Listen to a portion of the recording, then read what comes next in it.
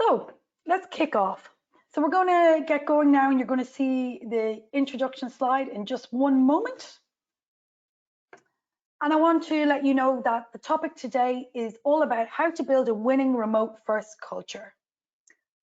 We'll be looking at hiring, people management, benefits, and the various technology recommendations related to this. We'll also be covering off, I guess, the million-dollar question, which is, what is remote first culture?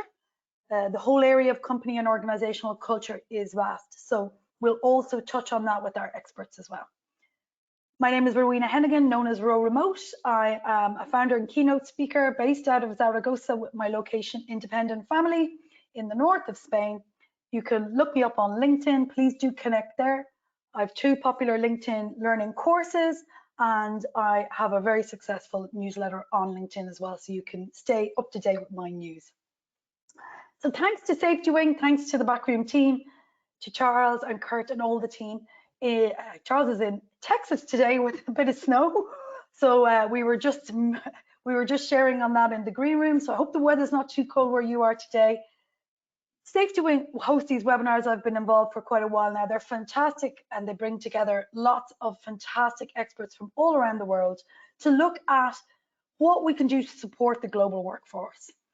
And here's the roadmap that Safety Wing are currently working through at the moment: nomad insurance, remote health, and moving on through the different other building blocks to create the global social safety net. They're building the future for borderless work and remote teams. So thanks again to Safety Wing for hosting today and bringing together the expert panel. And let's move on now to get a feel for what the actual agenda, what the running order is going to be today. So we're going to kick off with a poll just to get a feel for, I think we've got almost 200-300 people online. So just to get a feel for where all the different people are coming from, your backgrounds, and a little bit about where you are in terms of your borderless hiring in relation to remote work and your remote working teams. We're going to move into the panel discussions, and a reminder then that there'll be plenty of time, 10-15 minutes, for the Q&A at the end of the session. So when we go into the panel discussion, we'll hear from all the different experts, and they'll also have a chance, you'll also have a chance to ask any questions as we go along. So let's launch that poll and let's get a feel. So is your organization borderless? Let's get a feel for the different profiles that are out there. It's been interesting, as long as Safety Wing has been running these webinars, to see the different answers that come through. We've got organizations at very different stages in terms of their expansion, in terms of their hiring plans, whether they are moving outside their own local hiring, within their local market or out into other markets. So let's just see what kind of a profile we've got from the audience here today. And the poll is in progress now. I see we've got quite a few responses coming through. So we'll give it a minute or two and we'll see. It'll be interesting to see.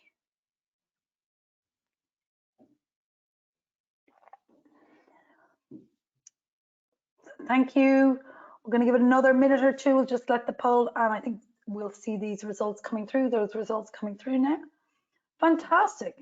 Okay. So no, we do not have plans to become borderless. About a quarter. Interesting. I'm sure you're here today, regardless, to understand about remote first culture.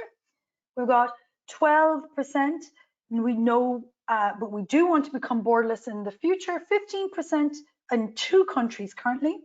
24%, so almost a quarter, in 3 to 5 countries quarterly, and then another quarter there in 6 or more countries. So quite a mix there. So it's fantastic to see that. Thank you for answering that poll, and it gives us an idea of everyone that's joined today and the types of interests that might be there.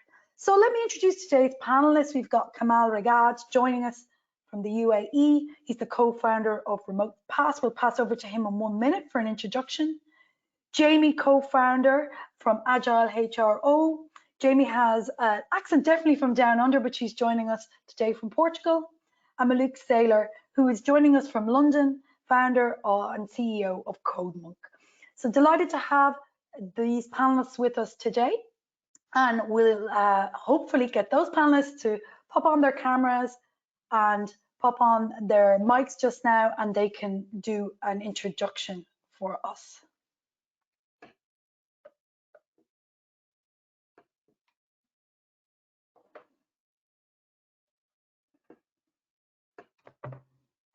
Hi, Kamal, welcome.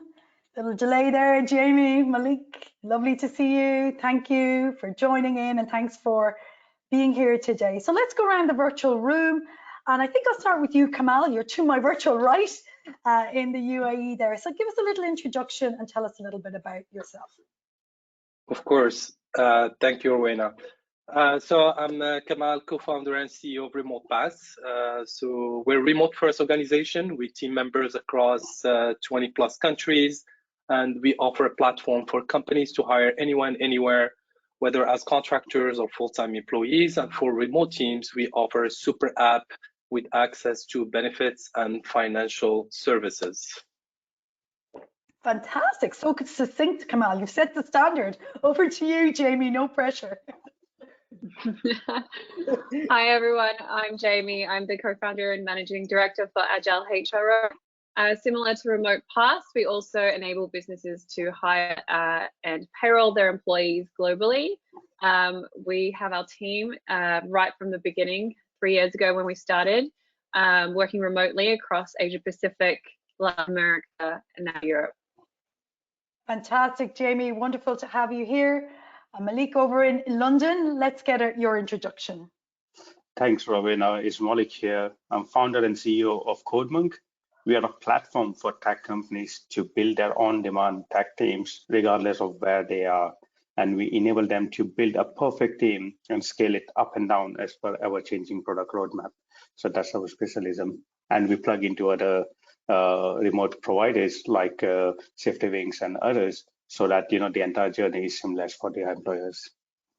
Fantastic. I know we often get quite a few startup founders on the webinar, so some really good, succinct introductions and elevator pitches there. So thank you all. And if you're like me, you may be going off and Googling our wonderful panel, having a look at the up of their profiles on LinkedIn. So do reach out, connect. This is part of what this is about, networking as well for the audience. So I encourage you to do that. And let's see if we can also engage and do some good networking here today. So we're going to kick off. So a reminder to everyone listening, now you've got the scene has been set. You've heard about the different backgrounds, the different sectors that the team can represent, the panel can represent. Let's make sure that you have your questions ready. So just make sure that if there's anything so far that you've heard that you have a burning question, that you pop it in. We'll be seeing those during the webinar. And because I do quite a lot of this moderation, we'll do our best to actually answer them as we go, and then if not, cover them off later on. So make sure you pop your questions into the Q&A. So there's $1 million starting question. We want to kick things off, keeping everyone on their toes. So I'm going to go to Malik first, and I'm going to see if you can stay to this 30 seconds, right, or thereabouts again. And I know it's a hard one to answer because remote and organizational culture in general can be hard to describe. But in your words, in a short amount of time, what do you think remote first culture is? For us, right from the beginning, it has been about trust. Can we trust an individual to perform his role and duties well?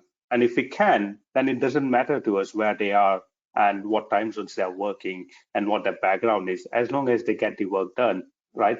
And similarly, for the employees that we hire, they also need to trust us that regardless of where they are, we are actually going to engage with them and are actually going to provide them with some career opportunities. I love that. Trust is so foundational, and remote leadership.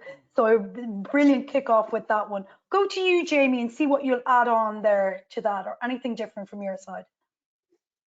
Yeah, so for us, what a remote culture is actually building the working remotely into the DNA of the business. So you'll find companies that will offer remote friendly alternatives to working in a physical office.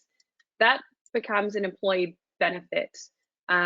Whereas a remote culture for us is really built into the DNA from day one. Everyone starts to work remotely, and it's not tagged on as as the company looking to be progressive or just to appease employees. That's how we run the business from day one. And just tagging on to Malik's comment as well, trust and autonomy is probably one of the core areas to really prepare a remote working culture. Transparent communication is another point that we always work towards as well, and then encouraging that virtual bonding so that you really bring all the employees together. Wonderful, fantastic. So we've got a lovely extension on the first explanation there, and I think anyone who's joining maybe from a traditional background, because it's interesting when you're remote from the start, which I've been with my work, we forget that again, when you come from that traditional background, that mindset can be a bit elusive. And I think you've both explained really well some of the key parts of that. Kamal, would you add anything different? Yeah, I mean, they covered pretty much everything, but I mean, yeah, of course, I mean, for us, the way we see it, it's diversity, it's productivity, flexibility, and of course, trust is the core thing that keeps everything moving and working. Fantastic. So I think with those three answers, it would be good. And I'll come back to you, Kamal, first, then go to Jamie, and then maybe come to Malik afterwards. This is the way I explain culture, okay? Or if I had to try and assess a company's culture, it would be the stories that people tell about it. So how it actually acts in terms of how it engages with its employees, contractors, or otherwise, how people feel when they interact and live within that culture. And it sounds to me like you're all doing a really good job of that. So can you think of one story, Kamal, or two, that might illustrate how culture, for example, in Remote Pass is living and breathing? Yeah, I mean, look, we've started fully remote since the beginning. So it's always easier when you start from scratch and you start remote.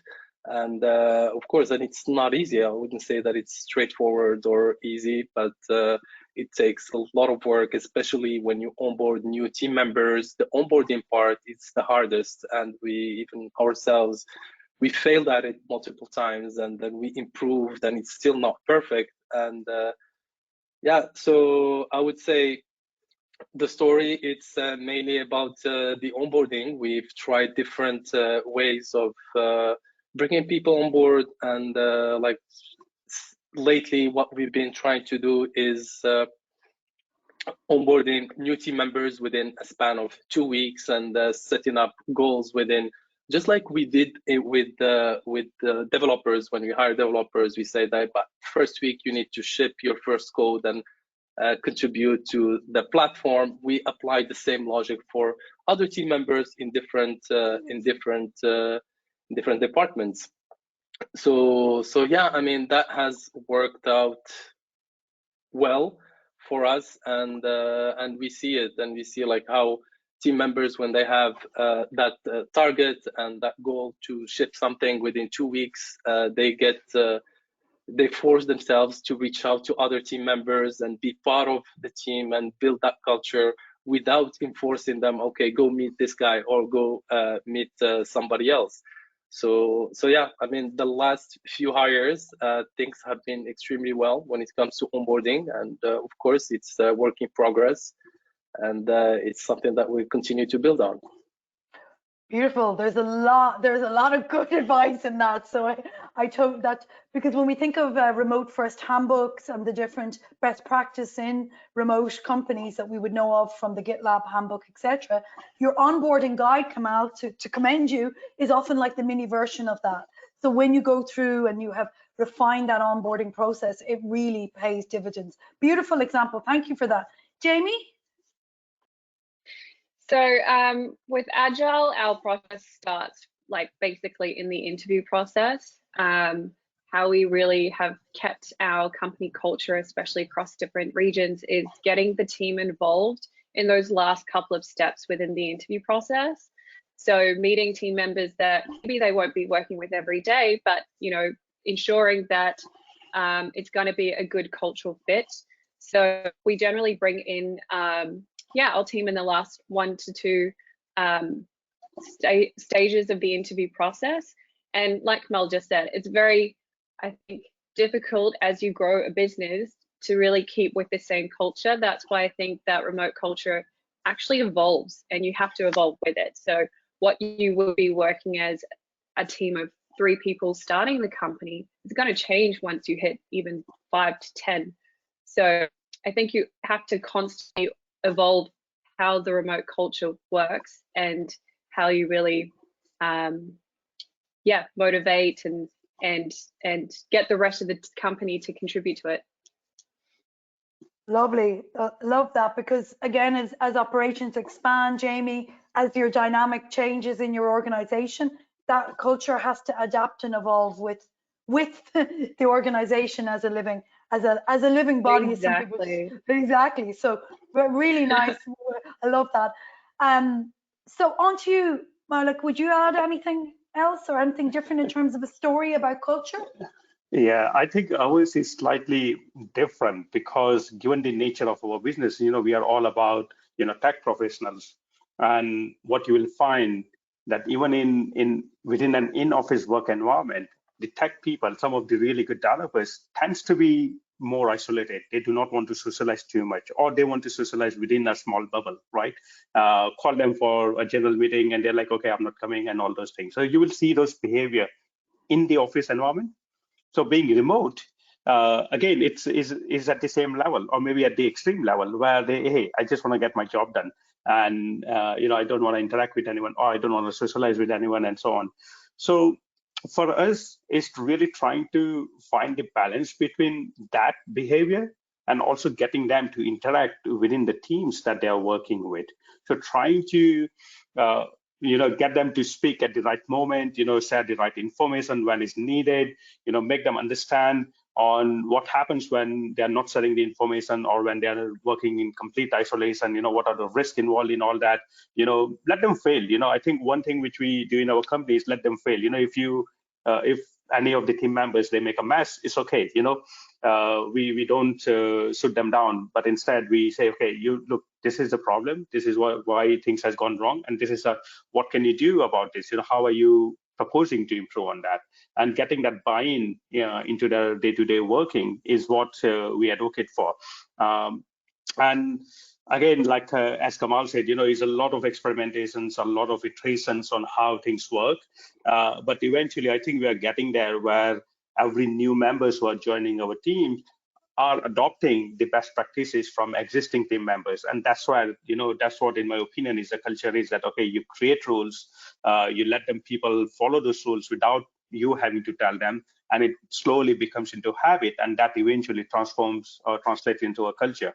And I think we're starting to see those behaviors now. Fantastic, and a totally different, different perspective, and that's what it's all about, because each organization is so individual, depending on the makeup of the different team, the sector, the skills, as you say, the tech skills. So that's really, really interesting. And what you might call rules, I might call norms, for example, as well, in terms of how. So it doesn't matter what the language is; it's the common understanding and moving towards that cultural organization together, that cultural understanding, and essentially making it a nice place to work. I know that really simplifies it, but if we've got that infrastructure, we like working there if everything is clear. So I love all of that. There's some fantastic advice there. So you all touched on more or less hiring, okay, and within this onboarding and bringing people on. So let's move on to that hiring process, which is really important part of today's webinar. So I'm going to go to you, Kamal, first, and I want to check about what you mentioned onboarding. So I want to go back to that piece on what you've been doing to hire, how you hire at Remote Pass. Just give us a little bit of an explanation on that so people can understand. Yeah, I mean, for us, when we hire, the only limitation really is the time zone, and that really depends on the department. So it gets more sensitive if we're talking about departments that work in a synchronized environment, as opposed to others that work in an async communication and that don't need to really to be in the same same time zone. So when we hire, we publish the same job in different countries. And yeah, I mean, if we're hiring developers, we would look at countries where they have a large community of developers. If we're talking about sales with this specific language, we would focus on countries that speak that language, and that's really how we go about it. So these are the only limitations. Yeah, the only limitations. I think for the audience, just so we're crystal clear, can you give your explanation on sync and async, Kamal, just so people are clear on what that means?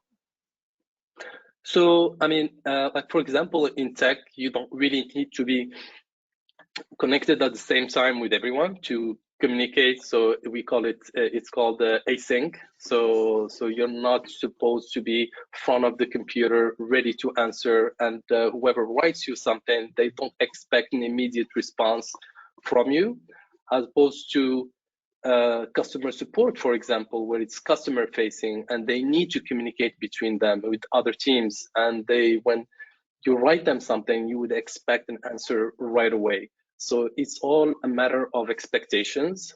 And yeah, so that's wonderful. Good explanation there of async and sync, which gets banded around a lot, but I'm not sure how much it's really understood. So thanks for that. Jamie, your take on borderless hiring, how you hire when you're looking to expand your team. Yeah, exactly. Well, obviously we follow our business strategy on markets that we're entering, and what skills that are required in different regions. But generally, our process stays the same no matter where we're hiring, and that's a 4 to 5 step interview process.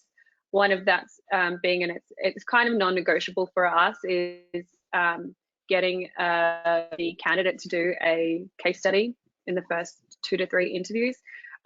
It's really worked for us to really, get down to the nitty gritty of who is really keen on the role, and we can analyze their motivation to join the company as well, and how they also work on a remote setting, because obviously it's going to be a remote job.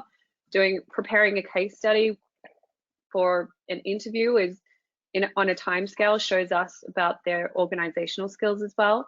So we include that into our process. And then, like I said, the last couple of steps are usually the cultural fit. So for us, that's worked really well. I think if you met any one of my team members, everyone has a very similar personality, which is great. And yeah, that's pretty much our process. And yeah, similarly to Kamal, where you have to have certain positions in certain time zones, that does come up, but we have to also make sure that the skills that we're hiring in those locations where it's global mobility, and we might need a special immigration HR person to be based in, I don't know, Portugal for some reason, we're still able to hire that person on a remote basis, but in that location, if that's where we would need those skills. Yeah. Okay, fantastic. Really good guidance there on the case study. I love that as part of a practical project for finding fit for an applicant. So I really like that. Yeah, and it just sets the expectations as well for the role, so that they know what role that they're going into. You've kind of laid out the expectations for once they start, because you can use the case study that you've used, and it's a real-time business case. Yeah. Wonderful. So some good best practices there for people to learn from. And in terms of yourself, like in terms of, I know we touched on in the green room a little bit of the structure of your organization in terms of hiring contractors and different other types of employment status. Can you give us a little bit of a background on how you structure that in terms of your borderless hiring? For us, I think, first of all, we don't really differentiate between a permanent hire and a contract hire. The reason for that is, again, we very tech heavy. So, generally in the UK and in the US, what we have seen is the average tenure of a permanent employee is actually going down. It's less than 18 months. And with millennials, it's actually going down less than 12 months on average of the permanent employee. So the permanent contract does not really work anymore, the permanent employment contract. So we started thinking about that, and some history. All those contracts were designed, even the taxation is designed for the industrial era. You need to have command and control structures. You need people to come in and do 9 to 5, and it doesn't work anymore in this world. It's more connected. People are more distributed. You can get with the technology, you can get your jobs done wherever, pretty much, and so on. So we looked into it, and what mattered to us is we have the right person for the right job. At the right budget as well, right? So you do not want to underpay someone, and at the same time, you do not want to spend more than what you need to get certain outcomes delivered. And as long as we find that person, we make the contract work. We offer simple employment agreements. They're free to continue as long as they want. They can leave whenever they want. There is no restrictions per se from our end.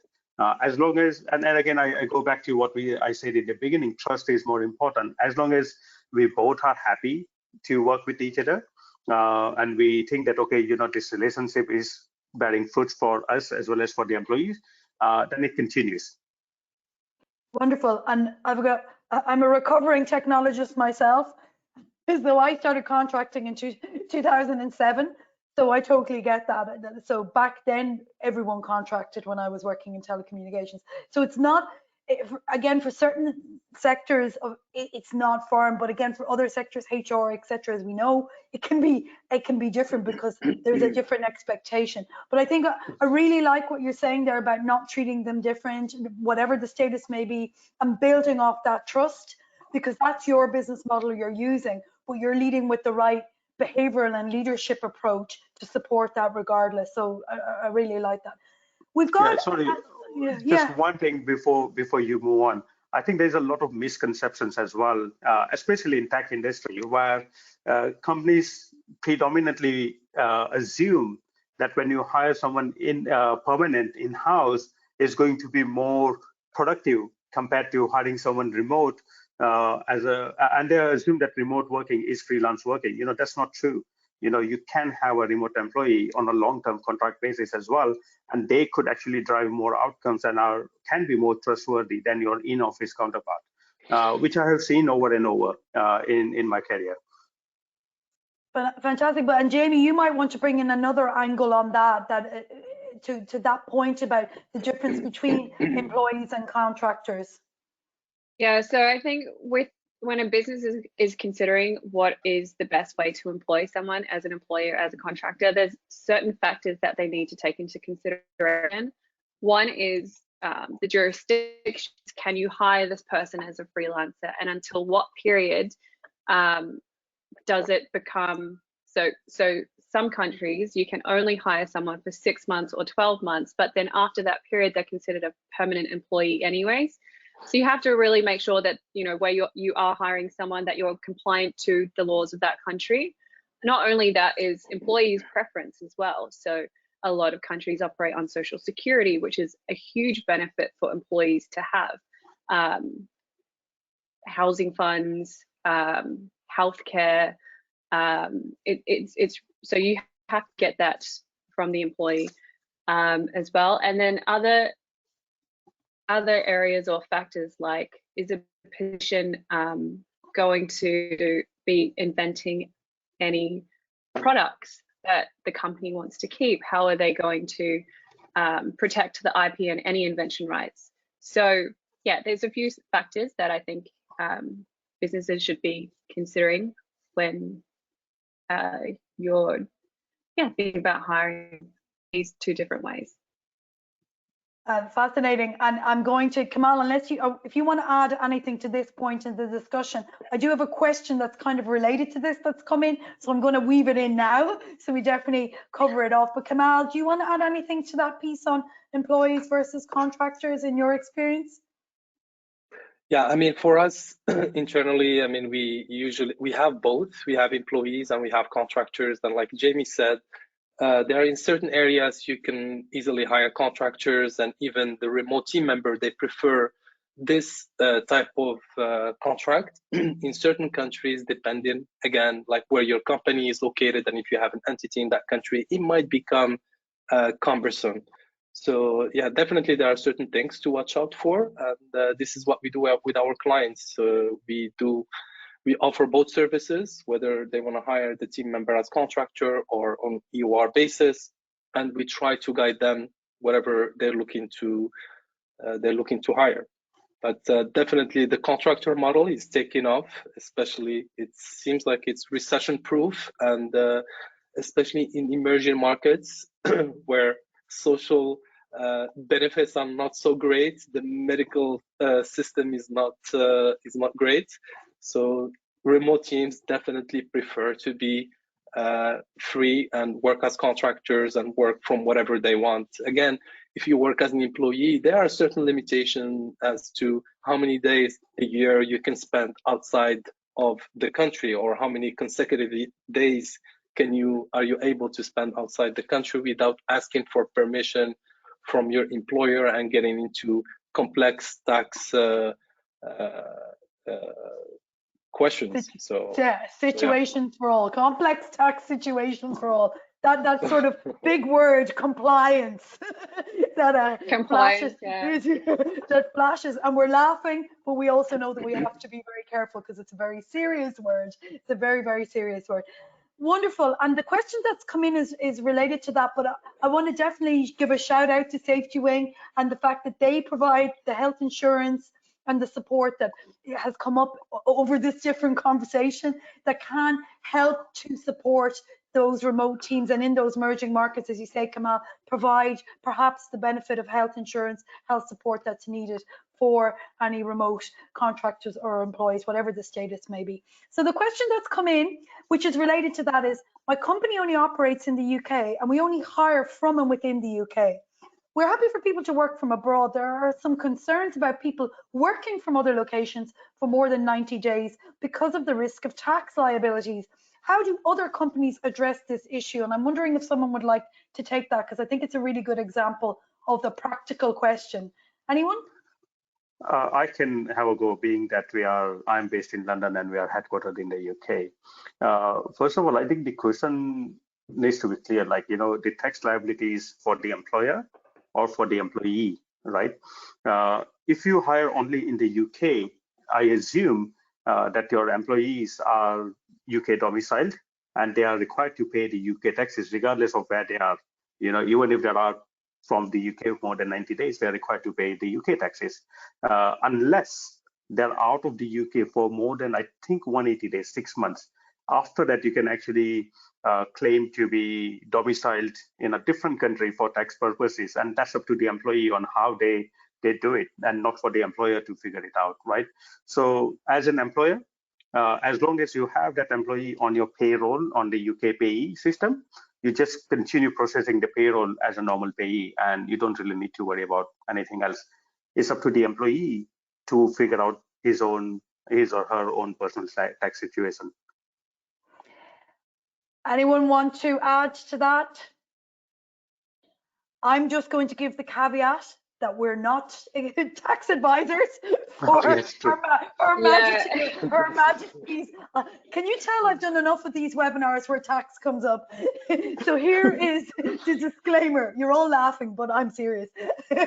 Here's the disclaimer, because I've done quite a lot of sessions like this. John Lee from Anywhere team is a good friend of mine, Irish as well, and they're looking at a tax solution globally for around this area, and it is very specific case to case.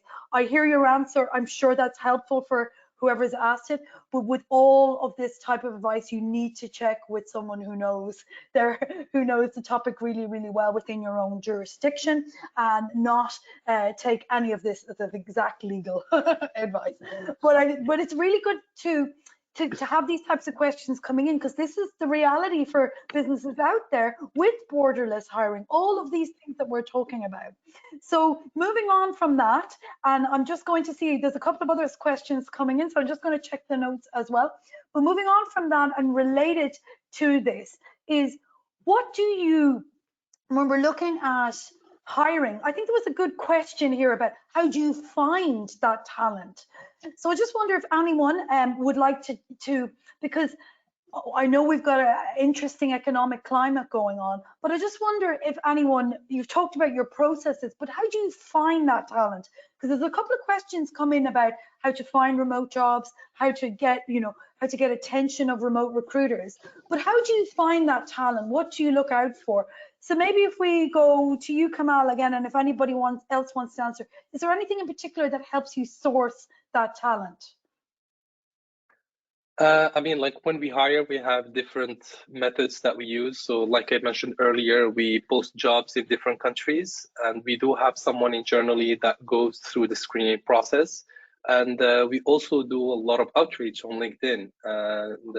LinkedIn is definitely a gold mine for talent. And even that we are now in somewhat called a recession, it is still as difficult to find talent, and the best talent, they will always get they will always be chased by different companies.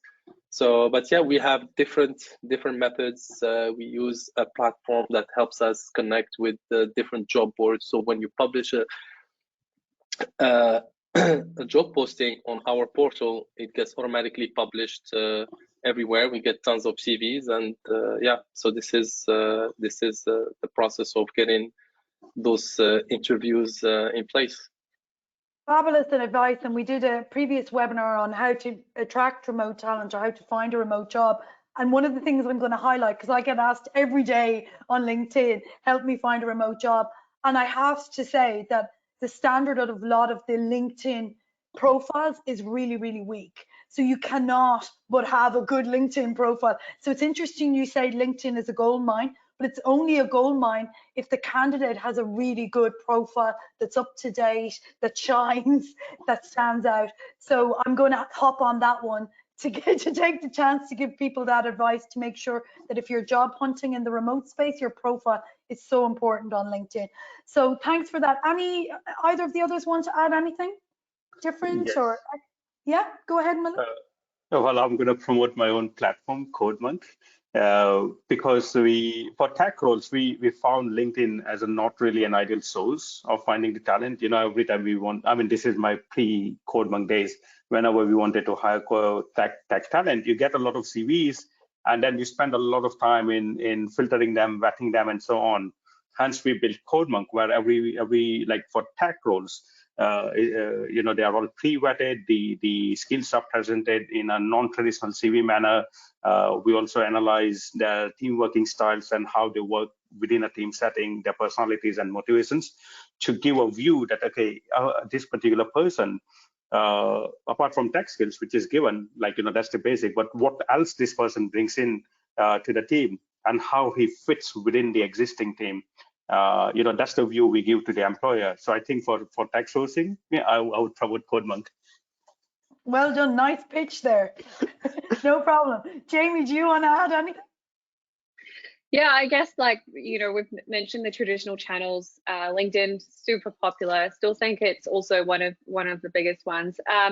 I, time to time, depending on the role, will post it on my Instagram, because I know my friends have a big network, and then they can post theirs out. So I've gotten actually quite some really good referrals just within my own friendship network. And yeah, we also use sites like We Work Remotely, Dribbble, AngelList for certain roles, Hunters for executive level roles. And yeah, and we also have our own internal recruitment team as well. Fantastic. So you get a feel there for what can work for the people that are interested in a remote first role with one of your fabulous organizations, and you're being fantastic representatives of the culture today. So back to the topic of culture, it's bringing it back again. And sometimes culture, I asked about stories, and we got some great examples of how culture manifests in your organizations, in your teams, but also sometimes it's in the little things. It's in the sort of fun things that you might do day to day. So in terms of managing connection and building that team rapport, I'll go to Kamal again first. Any example of how you build that virtual connection? Because I've got a question on that that's coming as well. How in boardless organizations do you enhance human connection? So would you have an example from Remote Pass of that? I can't think of anything specific, but I would say it's the way we work. It pushes everyone to go and find the information, and automatically that means meeting with other team members and collaborating with them. And building good culture is also trust and flexibility, because at the end of the day, we work from home or from a co-working space. And yeah, and like we do not track how many hours somebody worked. So it's really on a trust basis. So you're here, you have a target, we care about deliverables, we don't care what time you woke up, we don't care where you are. It happens frequently that I would speak to a team member and they are in a different country, and they say, oh, I'm staying here for 3 months or for a month, and that's amazing that they don't have to ask for permission, and they have that flexibility to be close to their families. And if they need to take lunch at 2 p.m. and they don't have to let the entire team know. And I love it myself, just being home and having lunch with my kids every single day. I just think it's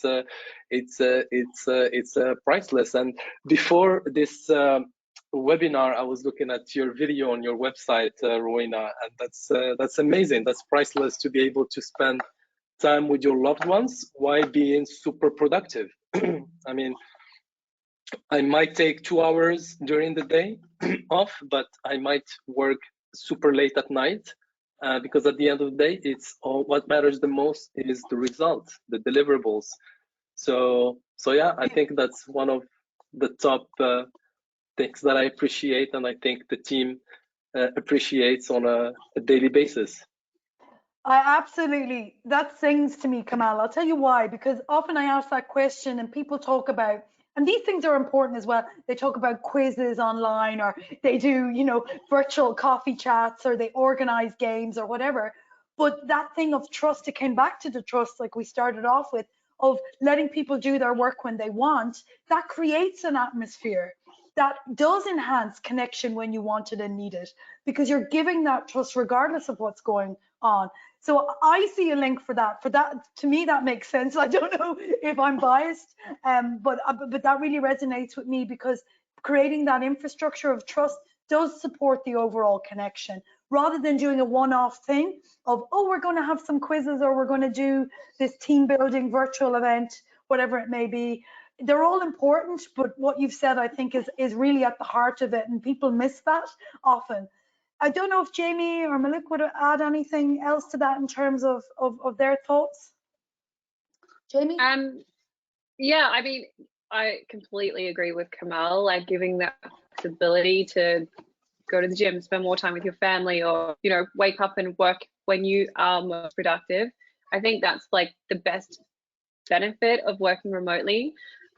On the other side of that is to keep everyone engaged as well, is celebrating, the little wins every week, celebrating each other. So, if someone's having an anniversary, it's their child's birthday, like our entire team comes together to really celebrate. And that's the same if you even you leave the company, you move on to other things that will still, celebrate your time with us and stuff like that. So I think it's super important to keep up.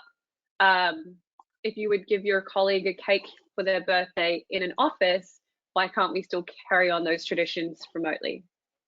Yeah. Totally. And the thing is, again, because we've touched on this during the discussion anyways, if that suits your team and the makeup of your team and your sector and all that stuff. So it's figuring that out by looking and reflecting on the culture evolving and getting feedback from your team on what they need and what they want. So totally with you on that, depending on your team's makeup. Really, really good advice there. Celebrate the small wins, also important, really important. Malik, have you got anything to add in terms of, you've got a different profile, you've said, with your, maybe, and I'm going to use a real cliche, maybe some of the anoraks Okay, maybe the Yeah. anorak stage. They don't want, you know, so much of maybe getting on a call with a cake, or whatever. But what works in your experience for your profile So of team?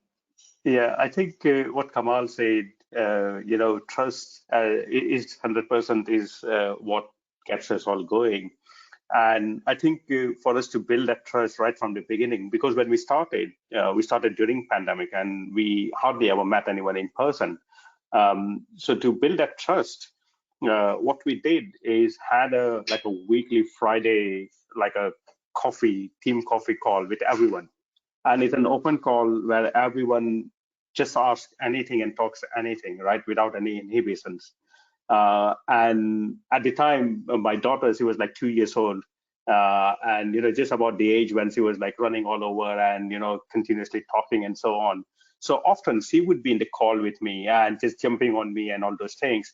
And when people started seeing that okay, you know what, this is like, okay, you don't need to pretend to be professional, as in like fake your professionalism, right? You can be genuine person. You can be just what is your work, your natural work environment around you when you are working from home.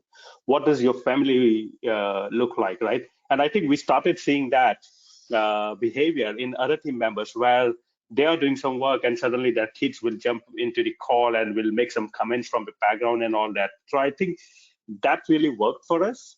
And we still continue with that. So whenever we have our regular town halls, our team catch-ups, then we just encourage people to just like be open, just don't be afraid or don't be shy to represent who you are and where you are, right?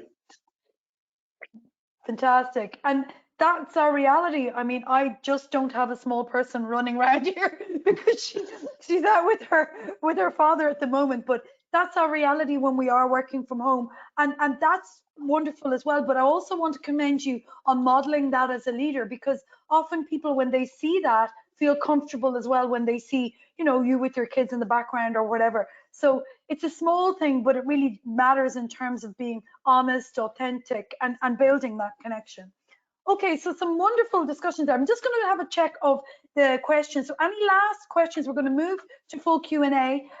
So if there is any questions from those that have tuned in, pop them in and the wonderful Charles in the backroom team will gather them. And before we're going to move on and have a look at a couple of those that haven't been answered.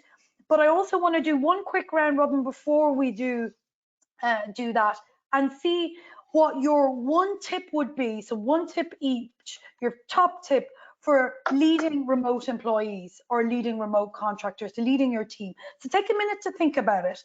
So again, try and keep to that 30 seconds. So if you had to tell someone in 30 seconds in an elevator, this is my best piece of advice on leading in a remote first organization, this very much leans into culture, how would you answer? So Jamie, I'm going to start with you.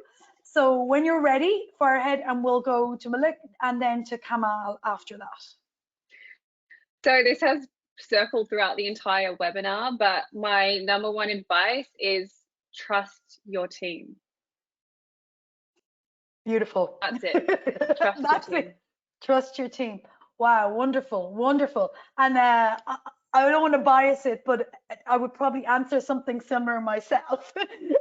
Over to you, Malik. What would you say? You started with trust, so Yeah, you start. Jamie took away mine, but I'm gonna add one more to that. Focus on the outcomes. Forget this time tracking and all those things, right? I mean, we resisted process to have any time tracking in our company. So focus on the outcomes. Fantastic as well, and again that leans into Kamal's earlier point. I think it's a nuance that's so important when we're trying to create a homogenous, inclusive culture. Kamal, anything different? Anything? Yeah, very similar. So basically set expectations and be result driven. Wow, so let me summarize. You go on a big dose of trust, everybody. Okay, big dose of trust. Trust your team, trust yourself, trust in your leadership. And then I'm going to bring in Kamal. I'm going to bring in Kamal's piece there about repeat it again, help me out. Help me out, I'm having a brain blank. It's late in Spain. Outcomes? No? Yes? Outcomes. Yeah, Outcomes. outcomes. Yeah. So as Kamal said, set the expectations, focus on the outcomes, and trust your team. And trust your team. Wow, see, Yeah. I've got the guy. If I was an hour ahead of me in London, some of us, this is almost bedtime here in Spain. It's Yes. almost bedtime. Fantastic. So that's a wonderful summary. I'm just going to see if we can squeeze in a couple of last questions, right? So I'm having a quick look through this. So would anyone like to answer it? I think we've kind of answered this, but just in case anyone has anything extra to add, do you think engagement activities are important? We touched on this a little bit, but in terms of building that culture, what do we are thinking on engagement? Anyone? I think going back to what we just said before is it depends on the team as well. So for my team, it's very important to do these engagement activities remotely. You don't have to do it every week, for sure not, but for us, it's been very important. Okay, fantastic. So thanks for that. I don't know whether everyone realizes or not, but I believe everyone is working, including in my freelance team, we work in a remote first model. But I have someone asking, how does a company choose whether remote or hybrid mode works better? Anyone want to have a go at that? Oh, it's a difficult one.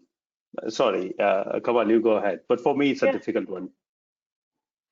Yeah, it really depends on the company and what they do, the industry they operate in, and if there is really a good reason to ask someone to come into the office.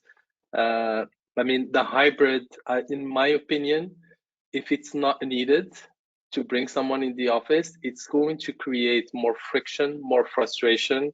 And imagine you're just, you know, that your team member went to the office and you did not for whatever reason. You just feel bad, and that has an impact on you mentally, and you that amount of time and effort that you spend thinking about the subject is just not worth it. I personally do not get it, but I'm sure there are some companies that do it for good reasons. I mean, one of them could be taxes, to ensure that people are not traveling for an extended period of time, because you never know. Companies, they want to remain compliant, but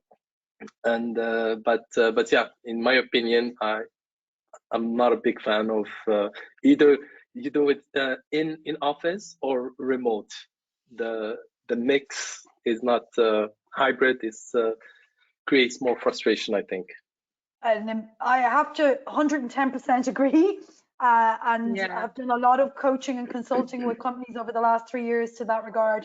And it's not the easy model. It's a mix. It causes a lot. It's hard work. It's hard work to get hybrid right. And that's why you hear a lot of horror stories about hybrid. But that's my bias. I'm a remote first expert. My team is fully remote. I have to be careful when I express that, because it's not my choice, but it's not my organization, it's not my team. And as you say, Kamal, it may suit your organization or team, the hybrid model. And that's not something perhaps on this webinar we can answer. However, in a few weeks, there is another Safety Wing webinar that I said, please let me moderate that one, called Remote versus Hybrid. So now that you get, so I will try and not come along with my bias. And we're going to have lots of fantastic experts on that, and including a few hybrid experts, because there are people out there who specialize in hybrid. So wonderful. We are coming up to the last, let me just check and see. I've got one more question, I think, that I saw coming in. Thanks, Charles. You've done a sterling job. Oh my gosh. We've got about 7 or 8 questions that have come in last minute. Thanks to everyone who asked those questions. I want to particularly pick out this one because I think it's really related to the topic today. How can you make sure your organization's culture is known to everyone? Now, I'm not sure if that question, the person who asked it, heard lots of answers about onboarding, about mentoring and coaching, and how the different infrastructure gets passed on amongst team members. But I just wonder if anyone has a comment on that, because I think it's a really nice finishing question. How would we know, you know, does everyone know our culture? Anyone want to try and answer that? I can again give it a try. I think, in my opinion, there will be some common minimal culture that will be known to everyone from your existing team. So whenever a new person is joining, they'll adopt that behavior from your existing team members. But I believe a lot of teams in different locations and workers in different locations will have their own subculture. With their own, so right, perfect. So that like baseline culture, right? That baseline culture statement. I wonder if that's one through either Pulse survey or some sort of anonymous, or even if you want to gather people around, that you can also try and document in some way. That's where I've seen in workshops, people are asked to express what they feel the culture is as well, Malik. So that kind of aligns to that idea, where there might be a baseline one and you can track it in maybe some sort of engagement activity or some sort of interaction with your team. So that's a really good start. Anyone else? Anything different? I would just add to that. So, you know, the people that are leading the organization or your team leaders, the culture should be going down to them and them really championing it to their team. So that's where I would expect that the entire company or organization would know what your company culture is because they're around people that are championing it, whether remote or not. So yeah, I would say it starts from the top and it trickles down to everyone else. And as we mentioned before, it's always evolving as well. So perhaps, you know, we adapt these slight, we evolve in some way, but I think it should really come from the leaders of the teams and yeah, the employees. Okay, fascinating. And that really gives you a feel for how your leadership structure, your coaching, everything there needs to really have culture at the core, Jamie. So I love that because they need to be the clear champions. The employees can input it as well. Of course, we can all evolve a culture, but the leaders are like the bastions of that culture. They have to carry it through. And I think that's a really nice message as well, particularly from your types of sectors, which might be a bit different as well. Kamal, anything else to add as we begin to finish up? Not really. I mean, I completely agree with Jamie and Malik. It's really, it starts from the founders, and you build a company, you start with 1 or 2 people, and then you get to 5 and 10. It's a lot of effort to pass that DNA over to them. And then that DNA spreads and it becomes like a self-policing mechanism that whoever joins, basically, they will just pick whatever culture you have in place and embrace it, and others will not survive very long within the company. So yeah, it's really important to work on it from the get-go, and it doesn't really matter. It's the same recipe, I think, whether it's offline, in office, or remote, it's the same thing. Fabulous. And I love the word DNA there. I think I'm going to take that with me today. The culture is the DNA. I really like that analogy, Kamal. So thank you for that. Thank you for that. Thank you for all your time today. A reminder, look at this remote versus hybrid debate.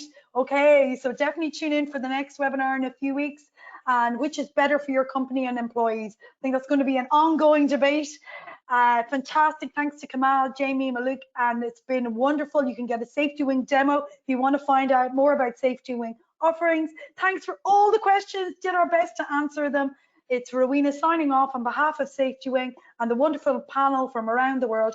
Thank you for tuning in today. It's been a pleasure. Take care and have a lovely rest of the day wherever you are. Thank you. Thank you. Thank you.